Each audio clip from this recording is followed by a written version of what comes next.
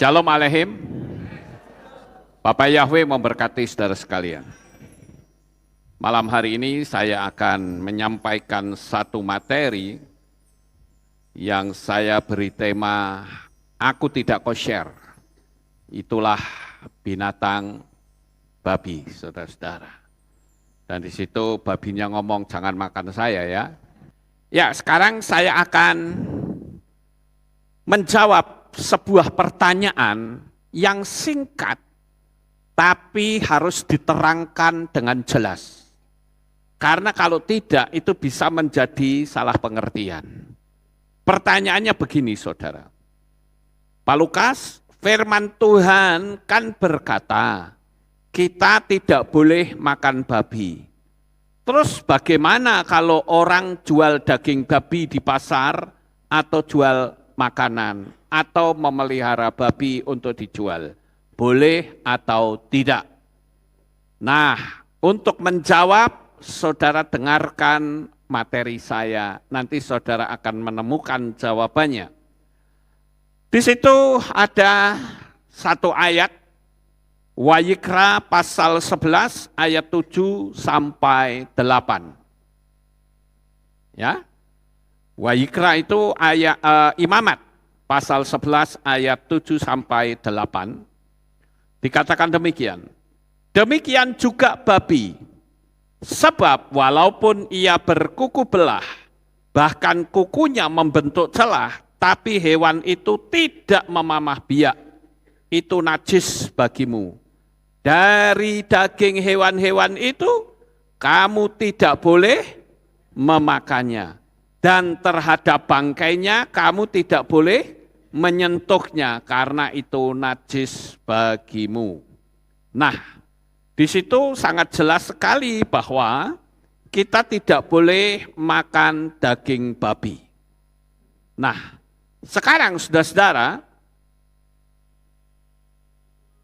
pertanyaan tadi saya kembangkan lagi. Bolehkah kita beternak babi dan menjual daging babi di pasar? Maka jawaban saya adalah boleh. Menyentuh pun tidak masalah. Yang tidak boleh itu adalah menyentuh bangkainya. Perhatikan ya di ayat yang ke-8. Dari daging hewan-hewan itu kamu tidak boleh memakannya dan terhadap bangkainya, perhatikan bukan terhadap dagingnya, tapi bangkainya, kamu tidak boleh menyentuh. Nah ini saudara-saudara, saya tunjukkan di teks berbahasa Ibrani, maka di situ ada kalimat tame. Tame yang dalam bahasa Indonesia diterjemahkan najis, dan yang tahir itu adalah kata tahor, ya, tame dan ini saya salah nulis ini ya, yang atas itu, ini yang atas itu tahor ya, yang itu loh, yang atas itu, yang bawah tame, ya, tet he res itu membacanya tahor. Sementara yang bawah tet mem alef membacanya tame. Nah, tahor dan tame itu jika diterjemahkan dalam bahasa Inggris itu clean dan unclean. Tahor itu artinya clean atau bersih atau murni. Sementara tame artinya unclean atau kotor. Ya. Jadi sekali lagi yang dilarang adalah menyentuh bangkainya. Ya. Kalau bukan bangkai tentu saja boleh, saudara. Ya. Nah, apa sih yang disebut bangkai itu? Nah, inilah kategori bangkai, yaitu binatang yang sudah mati dan mengalami proses pembusukan. Nah, itu yang tidak boleh disentuh. Nah, kalau orang jualan babi di pasar, itu jualan bangkai enggak? Ya tidak, saudara. Karena tidak ada proses pembusukan. Kira-kira sampai di sini paham? Kalau ada orang yang berkata bahwa kalau nyentuh daging babi itu berarti najis, apalagi dikaitkan dengan keselamatan, saya percaya semua orang di atas muka bumi ini tidak ada yang selamat, saudara. Kenapa seperti itu? Karena banyak sekali produk-produk yang kita pakai itu berdasar dari babi. Nah, saya akan tunjukkan ya, ada seorang periset asal Belanda yang bernama Christian Mendersma. Dia ini menghabiskan waktu 3 tahun untuk melakukan penelitian. Produk apa saja yang dihasilkan dari babi dan hasilnya itu mencengangkan. Ada 185 jenis produk yang dihasilkan dari babi dan ternyata mungkin kita yang juga mengkonsumsi.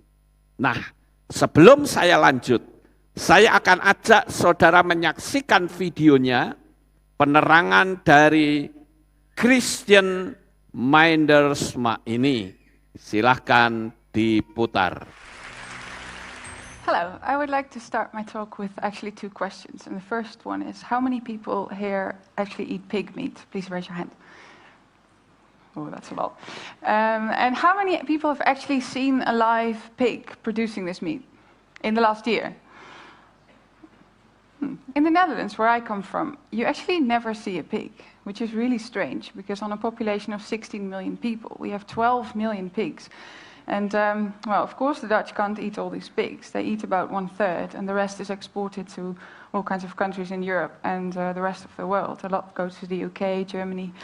And what I was curious about, because historically the whole pig would be used up until the last bit, so nothing would be wasted. And I was curious to find out if this was actually still the case. And I spent about 3 years researching, and I followed this one pig with number 05049 all the way up until the end, to what products it's made of. And in these years, I met all kinds of people, like, for instance, farmers and butchers, which seems logical. But I also met aluminium mold makers, ammunition producers, and, well, all kinds of people. And what was striking to me is that the farmers actually had no clue of what was made of their pigs, but the consumers, as in us, had also no idea of the pigs being in all these products. So what I did is I took all this research and I made it into well, basically it's a product catalog of this one pig, and it carries a duplicate of its ear tag on the back. And it consists of 7 chapters. The chapters are skin, bones, meat, internal organs, blood, fat, and miscellaneous. In total, they weigh 103.7 kilograms. And to show you how often you actually meet parts of this pig in a regular day, I want to show you some images of the book. You probably start the day with a shower. So in soap, fatty acids made from boiling pork bone fat are used as a hardening agent, but also for giving it a pearl-like effect. Then if you look around you in the bathroom, you see lots more products like shampoo, conditioner, anti-wrinkle cream, body lotion, but also toothpaste. Then, so before breakfast, you've already met the pig so many times. Then at breakfast, the pig that I followed, the hairs of the pigs, or proteins from the hairs of the pig, were used as an improver of dough. Well, that's what the producer says, it's improving the dough, of course. In low-fat butter, or actually in many low-fat products, when you take the fat out, you actually take the taste and the texture out. So what they do is they put gelatin back in order to retain the texture. Well, when you're off to work, under the road or under the buildings that you see, there might very well be cellular concrete, which is a very light kind of concrete that's actually got proteins from bones inside, and it's also fully reusable. In the train brakes, at least in the German train brakes, there's this part of the brake that's made of bone ash. and in cheesecake and all kinds of desserts like chocolate mousse, tiramisu, vanilla pudding, everything that's cooled in the supermarket, there's gelatin to make it look good. Fine bone china, this is a real classic because the bone in the fine bone china gives it its translucency and also its strength in order to make these really fine shapes like this deer. In interior decorating, the pig's actually quite there. It's used in paint for the texture, but also for the glossiness. In sandpaper, bone glue is actually the glue between the sand and the paper. And then in paintbrushes, hairs are used because apparently they're very suitable for making paintbrushes because of their hard-wearing nature. I was not planning on showing you any meat, because of course half the book's meat, and you probably all know what meats they are. But I didn't want you to miss out on this one, because this, well, it's called portion-controlled meat cut. And this is actually sold in the frozen area of the supermarket. And what it is, it's actually steak. So this is sold as cow. But what happens when you slaughter a cow, at least in the industrial, well, factory farming, they have all these little bits of steak left that they can't actually sell as steak. So what they do is they glue them all together with fibrin from pig blood into this really large sausage, then freeze the sausage, cut it in little slices and sell those as steak again. And this also actually happens with tuna and scallops. So, with the steak, you might drink a beer. In the brewing process, there's lots of cloudy elements in the beer. So to get rid of these cloudy elements, what some companies do is they pour the beer through a sort of gelatin sieve in order to get rid of those cloudiness. This actually also goes for wine as well as fruit juice. There's actually a company in Greece that produces these cigarettes that actually contain hemoglobin from pigs in the filter. And according to them, this creates an artificial lung in the filter. So this is actually a healthier cigarette. Injectable collagen. Well, since the 70s, collagen from pigs has been used for injecting into wrinkles. And the reason for this is that pigs are actually quite close to human beings, so the collagen is as well. Well, this must be the strangest thing I found. This is a bullet coming from a very large ammunition company in the United States. And while I was making the book, I contacted all the producers of products because I wanted them to send me the real samples and the real specimens. So I sent this company an email saying, "Hello, I'm Christine, I'm doing this research, and can you send me a bullet?" And, well, I didn't expect them to even answer my email, but they answered, and they said, "Well, thank you for your email, what an interesting story. Are you in any way related to the Dutch government?" I thought that was really weird, as if the Dutch government sends emails to anyone.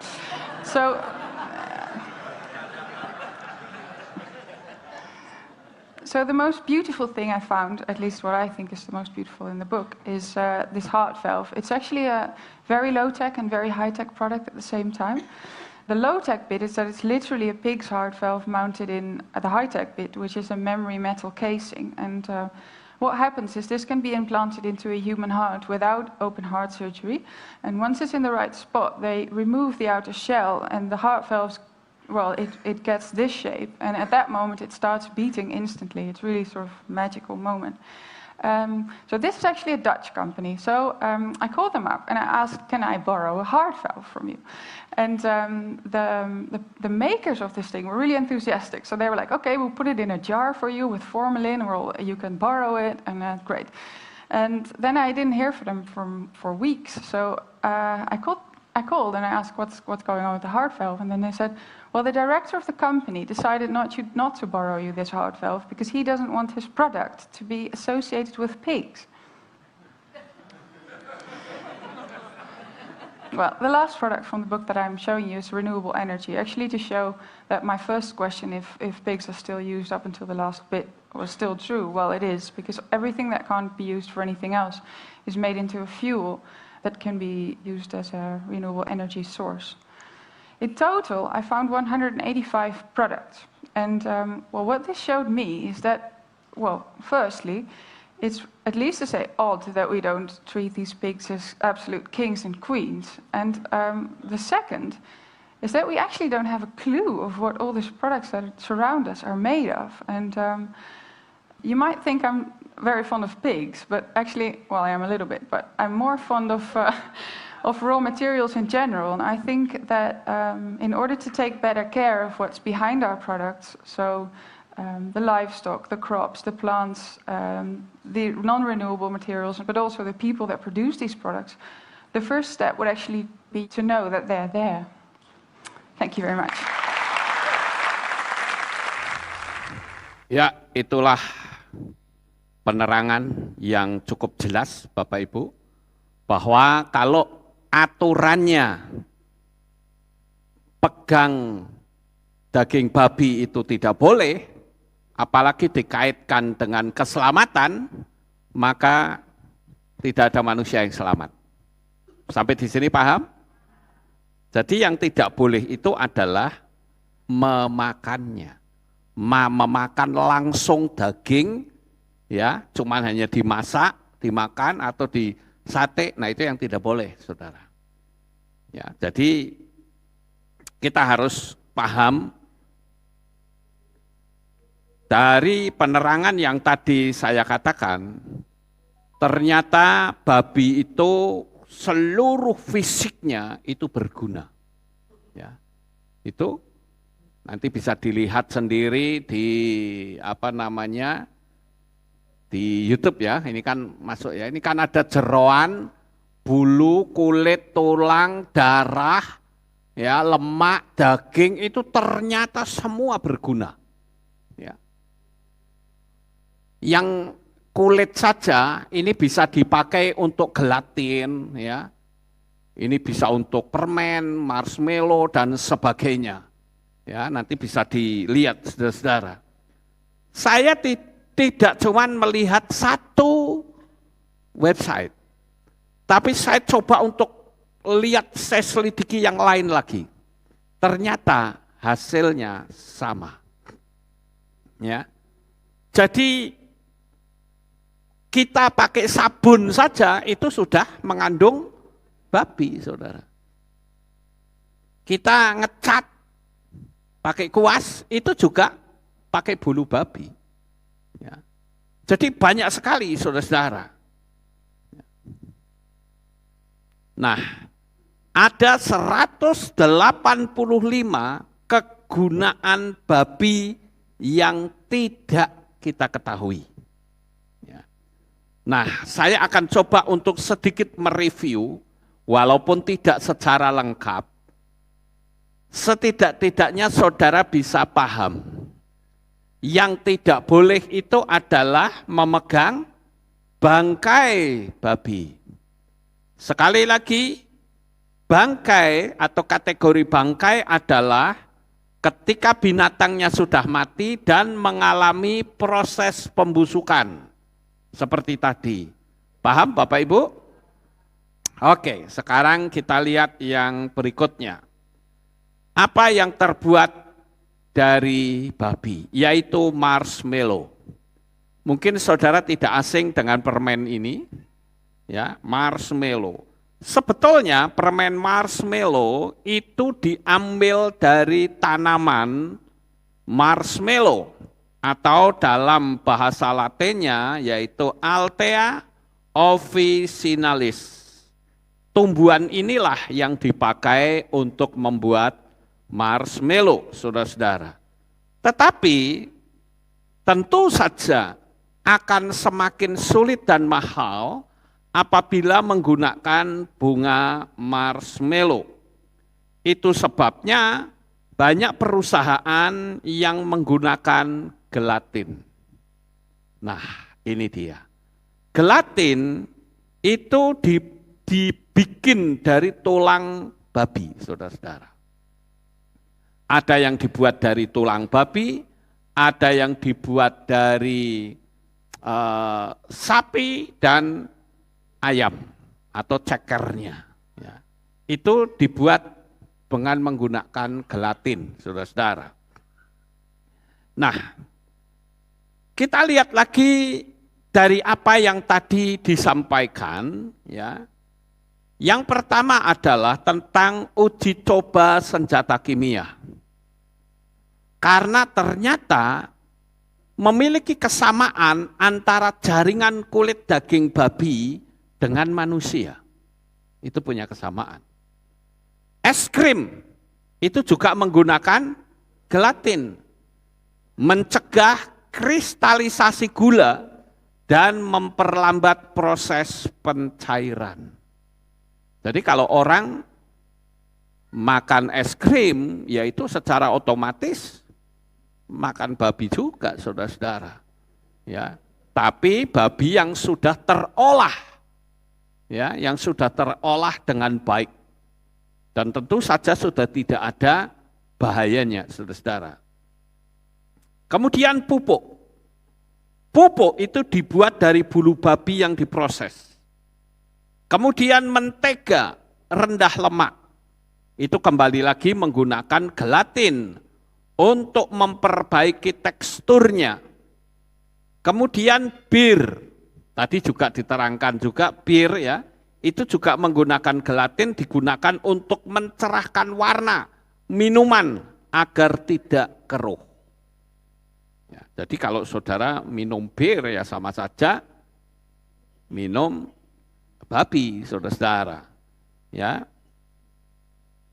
Dan ini pengetahuan ya, penyelidikan, saudara-saudara. Bukan orang asal ngomong. Dia menyelidiki tadi berapa tahun? 3 tahun loh, saudara. Bayangkan. 3 tahun menyelidiki produk apa saja yang ada di dunia ini yang berasal dari babi. Wah, ini luar biasa ulet ya perempuan ini, saudara. Mungkin orang menyelidiki gitu 1 bulan saja sudah bosen, saudara. Ini 3 tahun loh. Dan akhirnya dia menemukan begitu banyak produk-produk yang dibuat dari bahan babi. Ya. Ini sangat luar biasa Bapak Ibu. Nah, jumlah yang ditemukan itu tidak tanggung-tanggung. Ya. 185 produk yang ada di atas muka bumi ini. Dan tidak satu orang pun di dunia ini yang bisa lolos. Ya Bapak Ibu, jadi jangan sampai kita terlalu a priori sehingga nyentuh daging saja dibilang sesat, masuk neraka. Orang jualan babi masuk neraka. Enggak bisa begitu. Yang dilarang itu adalah memegang bangkainya. Sekali lagi, bangkainya. Itu yang tidak boleh, saudara-saudara. Nah sekarang kita lanjut. Pelembut pakaian. Itu juga asam lemah dari tulangnya babi yang dapat memberi warna. Kuas cat dibuat dari bulu babi. Dan kuas cat itu memang tidak semua dibuat dari bulu babi, tidak. Ada yang dibuat dari plastik. Ada yang dibuat dari serat. Ada. Tapi kuas-kuas yang bentuknya kasar, ya jadi kalau saudara ingin lihat kuas itu terbuat dari bulu babi atau tidak, dilihat. Kalau ujungnya bercabang, itu berarti dari bulu babi, saudara. Tapi kalau tidak, berarti itu dari sintetis. Ya. Kemudian jus buah juga menggunakan gelatin, membuat warnanya bisa tampak cerah. Sampo, ya kita kan pasti samponan ya saudara. Dan semua sampo itu menggunakan asam lemak dari tulang yang digunakan untuk membuat penampilannya terlihat seperti mutiara. Kemudian lilin. Lilin itu juga asam lemak dari tulang, memperkeras bahan wax atau malam dan meningkatkan titik lumernya. Nah itu yang di sebelah sono, itu gelatin, ini lilin dan itu kuas. Nah saudara lihat kuas yang paling atas sendiri, itu yang dibuat dari bulu babi. Karena apa? Kasar teksturnya. Dan ujungnya itu bercabang, saudara. Tapi kalau yang tengah dan yang bawah itu dibuat dari plastik, saudara-saudara. Ya. Kemudian yang berikutnya, roti. Nah, manusia juga banyak makan roti, bukan? Ya. Itu proteinnya dari babi digunakan untuk melembutkan adonan.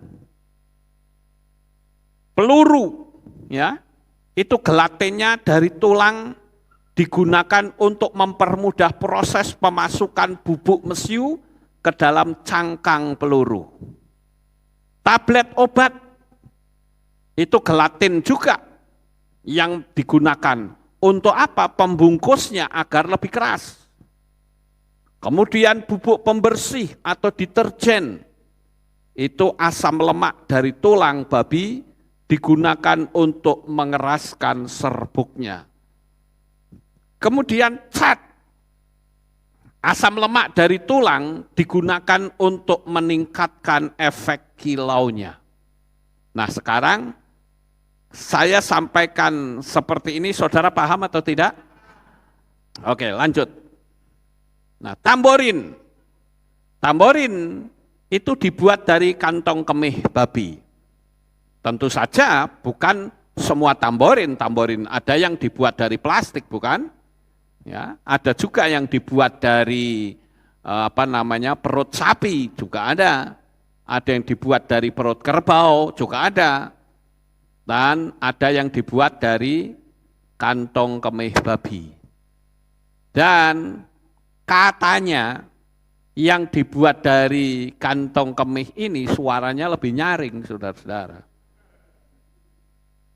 Kemudian minuman anggur juga menggunakan gelatin. Penyerap elemen keruh sehingga membuat cairannya menjadi kelembapan. Ya, apa itu? Bening. Ya. Jadi sangat luar biasa ya. Kemudian yang ke-18 yaitu kertas. Gelatin dari tulang digunakan untuk meningkatkan kekakuan dan mengurangi kelembaban. Yang 19, heparin digunakan untuk mencegah terjadinya pembekuan darah. Diambil dari lendir yang ada di usus babi. 20, sabun. Asam lemak dari tulang digunakan untuk memperkeras dan memberi warna sabun. Ya, suka tidak suka pokoknya ini sudah ada, sudah terjadi. Ya, saudara mau cari sabun yang tanpa menggunakan babi, ada nggak kira-kira? Nggak ada, saudara. Kecuali saudara bikin sendiri. Ya, itu pun kalau bisa. Ya. Kemudian lanjut, yaitu gabus, saudara-saudara. Gabus itu juga dibuat dari babi, ada gelatin tulang digunakan untuk merekatkannya. Insulin diambil dari pankreas babi karena hampir mirip dengan struktur kimia dalam tubuh manusia. Kemudian yogurt. Yogurt itu kalsium dari tulang babi ditambahkan ke dalam proses pembuatan yogurt. Kemudian rokok, yaitu filternya, saudara. Itu hemoglobin dari darah babi digunakan dalam pembuatan filter rokok yang diharapkan bisa mengurangi efek kimia yang masuk ke dalam tubuh perokok. Sekarang yang berikutnya. Negatif film. Gelatin tulang babi digunakan sebagai zat perekat dari lembaran film. Kemudian makanan anjing itu juga menggunakan hemoglobin darah babi. Digunakan sebagai zat pewarna merah. Kemudian terapi fotodinamik itu juga menggunakan hemoglobin. Digunakan dalam obat untuk merawat retina mata. Obat itu diaktifkan dengan menembakkan sinar laser ke dalam mata. Kemudian yang berikutnya yaitu kelembaban atau pelembab. Menggunakan asam lemak tulang babi. Kemudian cemilan anjing itu juga menggunakan moncongnya babi yang digoreng, saudara.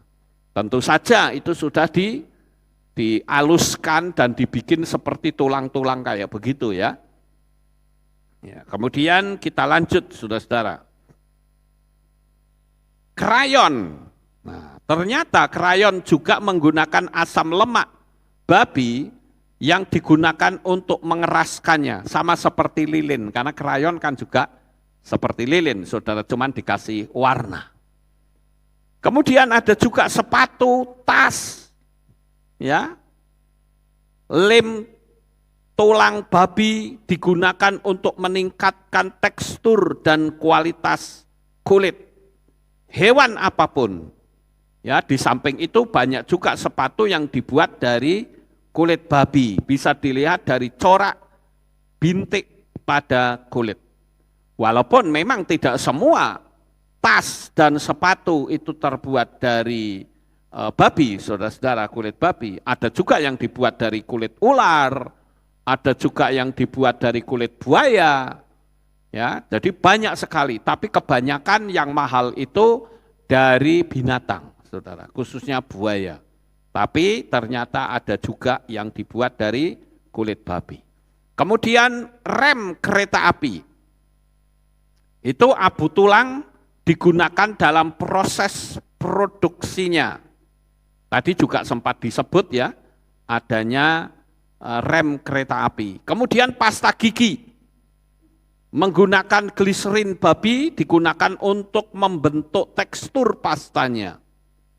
Kemudian lem transparan. Lem sangat kuat yang digunakan dalam industri perkayuan diturunkan dari kolagen babi. Kemudian masker wajah itu juga menggunakan kolagen untuk menghilangkan kerut. Di China sekarang sudah muncul lagi, yaitu masker yang terbuat dari kecoa, saudara. Ya, kecoa, betul-betul kecoa, ya, dibikin masker, saudara. Kemudian kita lanjut. Yang berikutnya yaitu energi alternatif. Bagian-bagian sampah yang tersisa digunakan sebagai bahan bakar untuk listrik. Ini istilahnya itu sampah-sampahnya yang enggak kepake kali ya, dibikin. Kemudian energi bar. Kolagen yang diproses merupakan sumber protein yang murah untuk para binaragawan atau mereka yang ingin membentuk tubuhnya. Nah itu pakai kolagen, saudara. Kemudian keju krim itu juga menggunakan gelatin babi, ya, sehingga membuat itu menjadi stabil. Kemudian yang berikutnya yaitu whipped cream, itu juga gelatin untuk memperbaiki teksturnya. Dan yang terakhir adalah permen, ini di 40 ya. Permen itu juga menggunakan gelatin babi untuk bahan perekat dan pembuat gel. Dan memastikan bahwa adonan permen mencapai tekstur tertentu. Sering digunakan untuk pembuatan jenis permen licorice, permen kenyal, dan permen karet. Nah, jadi kira-kira ada nggak kita yang terluput, saudara? Nggak ada, semua pasti akan bersentuhan dengan bahan yang dibuat dari babi, saudara. Makanya kalau kita beri penerangan itu jangan terlalu rohani sehingga kalau nyentuh itu enggak boleh, bisa masuk neraka. Enggak ada ayatnya yang bilang begitu. Yang tidak boleh itu menyentuh bangkainya. Gitu. Nah, nanti kita akan lihat kenapa sih kok babi tidak boleh? Itu alasannya apa? Nah, ini nanti kita akan tahu, saudara. Ini juga ada bahan baku ya atau raw material. Contohnya adalah kolagen dan gelatin. ini paling banyak dipergunakan, baik untuk makanan maupun untuk industri yang lain. Ya. Jadi apapun yang menggunakan gelatin ya pasti kena semua sudah. Ya. Nah ini ya saudara-saudara, gelatin merupakan salah satu turunan protein yang berasal dari hidrolisis kolagen dalam kulit dan tulang hewan. Gelatin memiliki banyak sekali manfaat, baik di bidang pangan maupun obat. Berikut ini beberapa manfaat gelatin pada industri pangan. Sekali lagi, tidak semua gelatin dibuat dari babi. Bisa saja dibuat dari sapi, bisa saja dibuat dari ayam, diambil cekernya, saudara. Nah ini sebagai pembentuk gel, sebagai whip agent, sebagai agent pengikat, sebagai pengemulsi, sebagai penstabil, ya penstabil. Nah ini saudara sudah ada tulisannya, nanti saudara bisa lihat sendiri di rumah. Nah sekarang yang menjadi pertanyaan kita adalah kenapa babi kok tidak boleh dimakan? Bahkan luar biasa kerasnya Bapak Yahweh memerintahkan agar jangan makan babi. Ada apa dengan babi itu, saudara-saudara? Nah, mengapa babi dilarang untuk dimakan?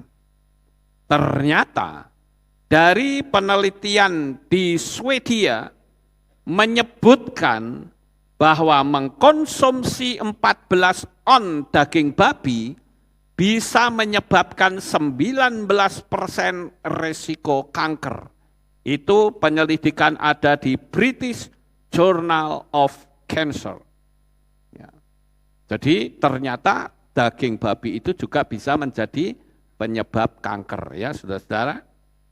Kemudian peneliti dari National Cancer Institute, Dr. Richard Besser mengatakan, jika mengkonsumsi babi setiap hari, resiko kanker pankreas akan naik 1,7%. Wow, jadi cukup berbahaya ya Bapak Ibu. Makanya Bapak Yahweh melarang. Lu melarang kok dibuat ada binatang babi? Ya karena itu untuk ekosistem. Tahu ekosistem saudara? Ya, untuk istilah septic tanknya. Kalau saudara lihat babi kalau makan, wow itu cok gitu ya. Udah kotoran manusia kayak apa wes sikat saja. Ya, bagi babi itu enak saudara-saudara. Ya. Nah itu sebabnya kenapa babi tidak boleh dimakan saudara. Dan di tubuh babi itu ditemukan virus demam babi Afrika atau African Swine Fever yang sangat berbahaya bagi manusia. Inilah alasan-alasan kenapa tidak boleh makan babi. Sekarang pertanyaannya adalah, siapakah saudara di sini yang masih suka makan babi? Angkat tangan. Oh, enggak ada angkat tangan. Haleluya. Berarti jemaat Aleph Tau adalah jemaat yang taat. Oh, boleh beri tepuk tangan silahkan. Haleluya. Ya ini enggak angkat tangan tuh takut apa karena malu atau gimana saudara? Ya. Tapi ya sudahlah. Ya, saudara urusan sendiri dengan Tuhan. Ya, makanya saya bilang, ini kalau kita makan, saya jujur, saya dulu suka makan babi. Ya, suka, apalagi istri saya kan pinter tuh masaknya. Ya, baby kecap, wow, keren. Ya, tapi sekarang ya enggak lah, babinya diganti ayam, ya, diganti sapi. Ya, oke lah, enggak apa-apa. Yang penting toh dulu saya sudah pernah makan, kan gitu. Ya, toh. Kemudian lanjut. Dan di dalam tubuh babi ditemukan cacing pita atau Taenia solium dan cacing Trisinilla spiralis. Nah itu, cacingnya macam kayak gini saudara. Ini nggak bisa dilihat oleh mata. Dan ternyata cacing ini sekalipun di babinya itu digoreng, dimasak, nggak mati saudara. Ya nggak mati. Nah, matinya ya dibrongos sampai kobong total lah, itu baru mati. Jadi ini nggak mati. Kemudian yang lain lagi. Nah, cacing Schistosoma japonicum. Nah, ini namanya kok angel banget ya. Ini adalah cacing yang lebih berbahaya daripada cacing Schistosoma yang dikenal di Mesir. Dan babi adalah satu-satunya binatang yang mengandung cacing ini. Cacing ini dapat menyerang manusia apabila mereka menyentuh atau mencuci dengan air yang mengandung larva cacing ini yang biasanya datang dari kotoran babi yang masuk ke dalamnya. Cacing ini dapat membakar kulit manusia serta dapat menyelinap ke dalam darah, paru, dan hati. Cacing ini berkembang sangat cepat. Dalam sehari saja bisa mencapai lebih dari 20.000 telur yang dapat membakar kulit, lambung, dan hati. Terkadang dapat menyerang otak dan saraf tulang belakang yang bisa menyebabkan kelumpuhan dan kematian. Ya. Nah, kemudian kita lanjut lagi. Cacing Ascaris. Panjang cacing ini sekitar 10 inci. Cacing ini bisa menyebabkan radang paru, batang tenggorokan, dan penyumbatan lambung. Cacing ini tidak bisa dibasmi di dalam tubuh kecuali dengan operasi. Kemudian selanjutnya adalah cacing Ankylostoma. Ya, cacing ini menyebabkan diare dan pendarahan di tinja yang bisa menyebabkan terjadinya kekurangan darah. Kekurangan protein dalam tubuh, pembengkakan tubuh, dan menyebabkan seorang anak mengalami keterlambatan dalam pertumbuhan fisik dan mental, lemah jantung, dan akhirnya bisa menyebabkan kematian. Nah itu cacingnya macam kayak gitu. Kemudian selanjutnya, nah ini, Calonorchis sinensis, ya. Ini sejenis cacing yang menyelinap dan tinggal dalam air empedu hati babi, yang merupakan sumber utama penularan penyakit pada manusia. Cacing ini terdapat di Sinda dan Asia Timur, karena orang-orang di sana biasa memelihara dan mengkonsumsi babi. Di Cina ya, oh iya ini saya salah baca, di Cina. Virus ini bisa menyebabkan pembengkakan hati manusia dan penyakit kuning yang disertai diare yang parah, dan tubuh menjadi kurus dan berakhir dengan kematian. Kita lanjut lagi, yaitu cacing Piragonimus. Cacing ini hidup di paru-paru babi. Cacing ini tersebar luas di China dan Asia Tenggara, tempat di mana babi banyak dipelihara dan dikonsumsi. Cacing ini bisa menyebabkan radang pada paru-paru. Sampai sekarang belum ditemukan cara membunuh cacing di dalam paru-paru, tapi yang jenis cacing ini tidak terdapat, ya, kecuali di tempat babi hidup. Parasit ini bisa menyebabkan pendarahan paru-paru kronis, di mana penderitanya akan merasa sakit, ludah berwarna coklat seperti karat, karena terjadi pendarahan pada kedua paru. Kemudian yang berikutnya, yaitu swine erysipelas. Ya. Parasit ini terdapat di kulit babi. Parasit ini selalu siap pembakaran pada kulit manusia yang mencoba mendekati atau berinteraksi dengannya. Parasit ini bisa menyebabkan radang kulit manusia yang memperlihatkan warna merah dan suhu tubuh tinggi. Nah, saya mungkin bisa memberikan sedikit saran ya untuk orang-orang yang memelihara babi. Jadi karena kita sudah punya pengetahuan yang seperti ini, maka ada baiknya kalau saudara memelihara babi, itu menggunakan sarung tangan. Dan setelah selesai itu disabun yang bersih. Bila perlu pakai hand sanitizer. Sehingga penularan penyakit yang berbahaya itu tidak akan terjadi. Kalau kita, ya saran saya nggak berlaku karena saudara kan nggak ada yang pelihara babi.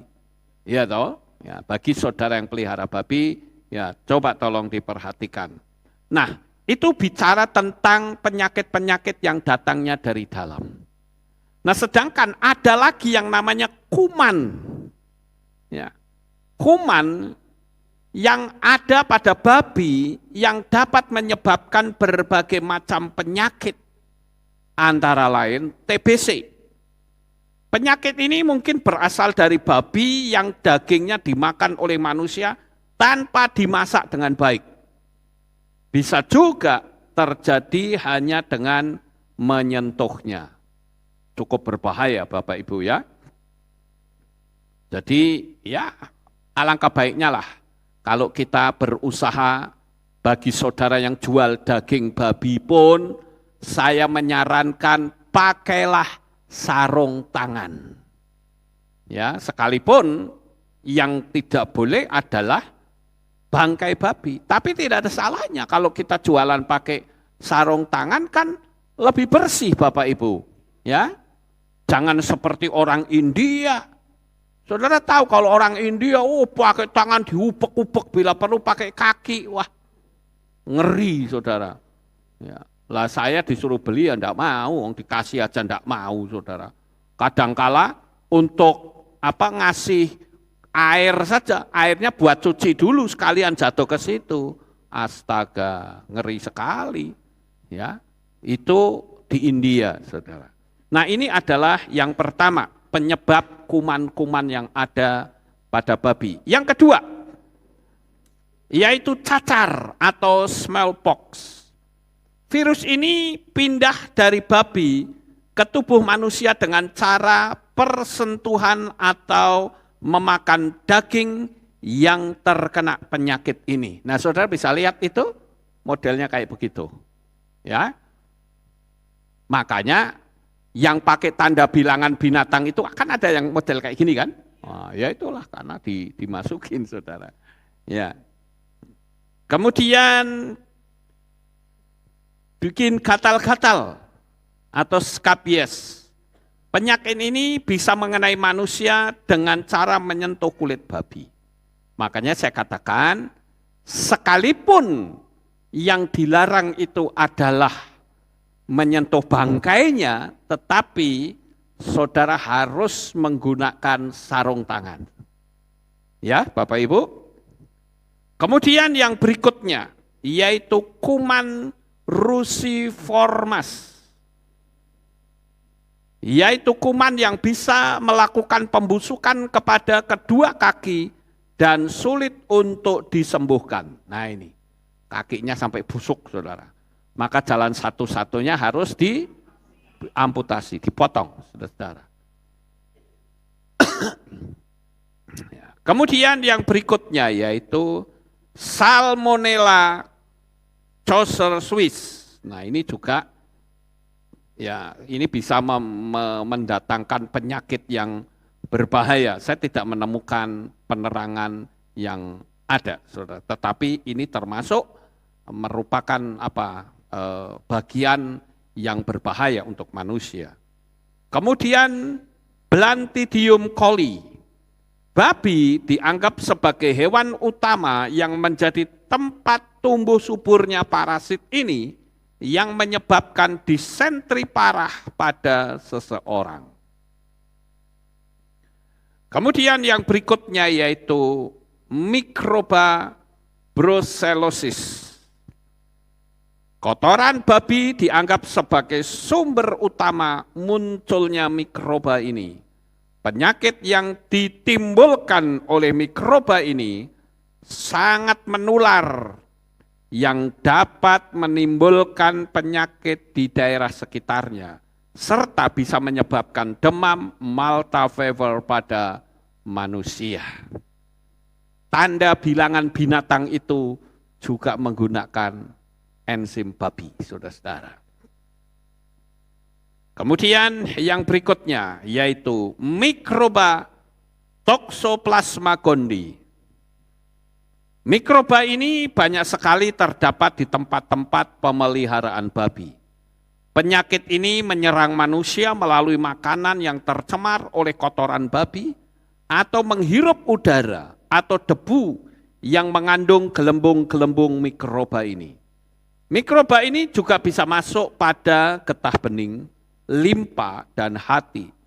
Hal itu menyebabkan demam yang panjang dan menurunnya imunitas tubuh, radang otot dan jantung, serta bisa menyebabkan gangguan pernapasan karena mikroba ini menyerang paru-paru.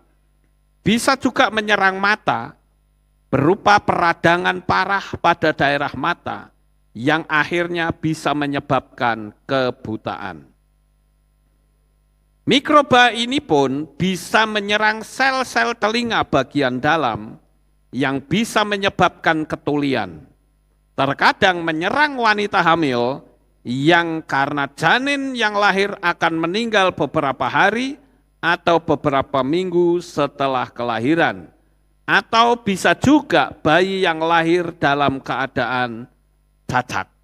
Nah, Bapak Ibu yang terkasih, dari apa yang sudah kita pelajari, saya bisa menarik kesimpulan bahwa Bapa Yahweh itu adalah Tuhan yang begitu indah.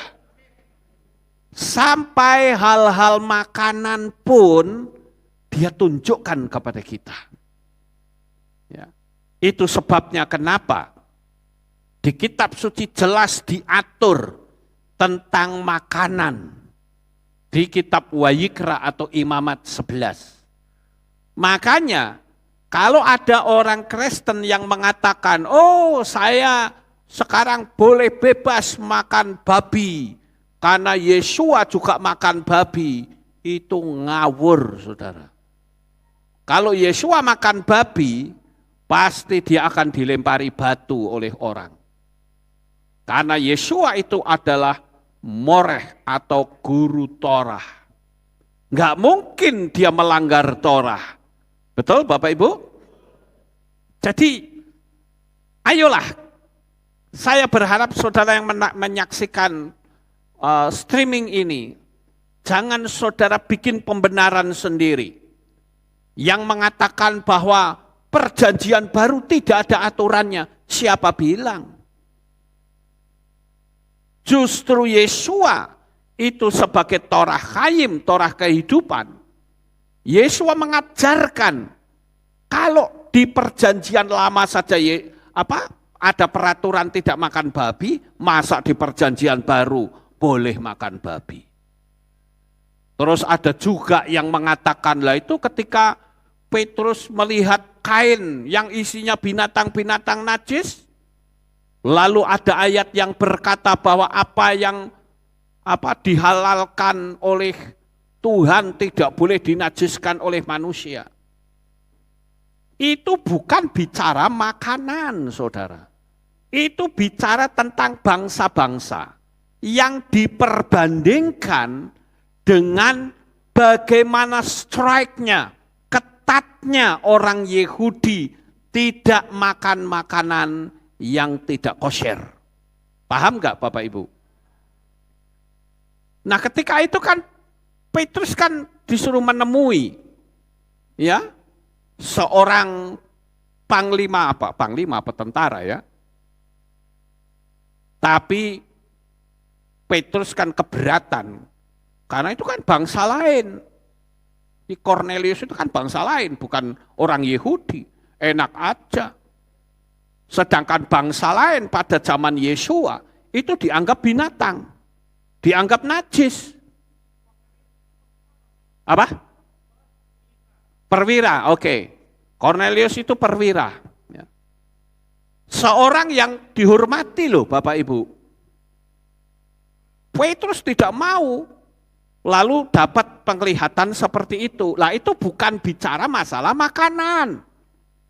Itu masalah bangsa-bangsa, di mana perbandingannya orang Yahudi dengan orang Goyim itu seperti melihat makanan najis. Paham nggak Bapak Ibu? Jadi itu tidak ada kait-mengkait dengan makanan. Lalu orang bilang, oh pokoknya yang penting berdoa. Ya setelah berdoa, wah semua halal semua. Apa yang keluar dari mulut itu yang menajiskan, yang masuk itu enggak apa-apa. Ada yang menerjemahkan kalau muntah itu najis, ngawur semua saudara. Apa yang ditulis dalam kitab suci tidak bisa diubah. Amin. Jadi saya katakan, boleh enggak kita makan babi? Enggak boleh. Makanya kalau orang Islam mengatakan orang Kristen makan babi, siapa bilang? Kami tidak makan babi, bahkan lebih kosher dari orang Islam. Orang Islam masih makan udang, masih makan kerang, masih makan kepiting. Kalau kita enggak, kita ikutin apa yang kitab Wayikra 11 itu tulis. Paham Bapak Ibu? Jadi kalau mau adu kudus-kudusan ya kita lebih kudus dari mereka, ya Bapak Ibu. Jadi kita harus paham bahwa apa yang Yesua ajarkan itu pasti punya maksud. Sampai kalau saudara lihat di dalam kitab Maaseslihim atau kisah para rasul, makan darah saja tidak boleh, makan anjing juga tidak boleh, makan ular juga tidak boleh, ya. Makan daging persembahan yang sudah daging yang mati dicekik juga tidak boleh. Kenapa sih kok ini enggak boleh, itu enggak boleh? Karena Tuhan itu pingin supaya manusia menjadi sehat. Tapi manusia itu enggak mau ikut aturan, saudara. Karena menurut saudara kenapa? Karena celutak, saudara. Tahu celutak? Ya, rakus, saudara. Apa saja dimakan. Ya saya akui, saya pun rakus dulunya, saudara. Wong kalau saya ke tempatnya papahnya Jameson itu pinter masak, selalu ditawari, Pak Lukas mau makan apa? Udang, kemudian piting, atau apa saja terserah, tinggal ngomong. Saya bilang oke, buatkan saya piting, gede-gede pitingnya saudara. Dan saya kalau di tempat Pak Carlos, makan kepiting 5 hari di sana ya tanpa nasi. Makan terus, wow enak, apalagi papanya Jameson tuh masaknya pinter saudara. Enggak ada makanan yang enggak enak menurut saya. Giliran sampai di rumah jempolnya senut. Senut, ya kolesterolnya langsung naik, saudara. Nah itu yang Tuhan nggak boleh, gitu loh. Saya bahkan pernah di warning sama seorang dokter di Jakarta, saudara. Dia bilang, wah Pak Lukas ini termasuk dianggap apa katanya itu, kalau nggak salah ingat itu namanya moderate blood pressure. Pak Lukas itu tidak mungkin kena stroke. Wah, saya bilang haleluya. Tapi dia bilang bukan enggak stroke, Pak, langsung mati katanya. Langsung mati, enggak ada stroke-strokean.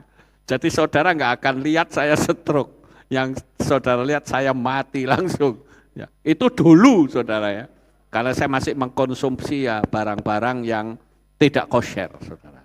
Tetapi sekarang saya sudah kosher, saya ikuti Torah, saya ingin hidup berkenan di hadapan Tuhan, saya ingin sehat, saya ingin bersama-sama saudara dan saudara yang menjadi subscriber saya, sehingga kita bisa rapture bersama-sama. Haleluya. Ya. Nah, bagi saudara yang masih makan yang tidak kosher, ya saya berharap dengan pengetahuan ini saudara bertobat. Amin. Ya, saya juga yakin jemaat Kehilat Aleph Tau sudah clean semuanya, sudah tahor semuanya. Amin. Haleluya. Sukses besar untuk saudara. Bapak Yahweh memberkati.